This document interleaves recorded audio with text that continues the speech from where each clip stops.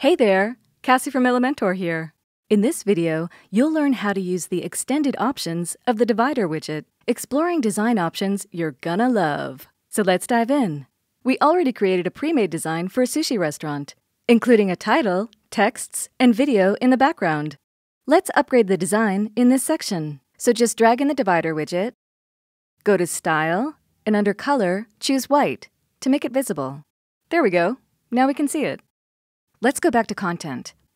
In Style, choose the line style you like. I'll go over the various types of lines and choose the one that best suits my site.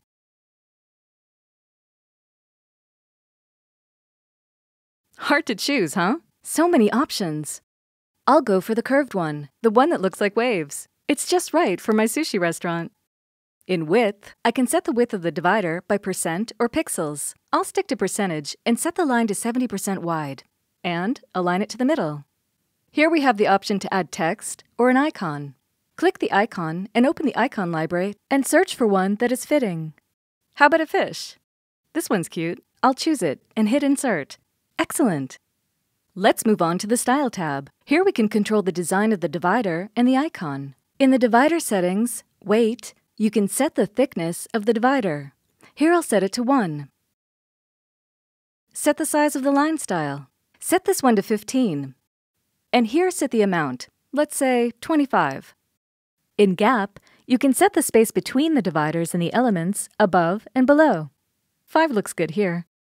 On to icon settings. Here, you have all sorts of options, like choosing either the default, a stacked, or framed icon. Set the size over here. And padding, the primary color, and the secondary color. I'll just reset the icon back to default. You can place the icon on the left or right. I'll keep it in the center. Over here, we can control the spacing and even rotate. So we added a divider with a fish icon here. In the second section, we'll add a divider with text. To keep the design uniform, I'll copy the divider from here, in our Hero section, and paste it. So right-click the heading handle, paste, and drag it over the heading. In Style, let's paint it black to make it visible. So do it for the divider and for the icon as well. Back in Content, align it to the left.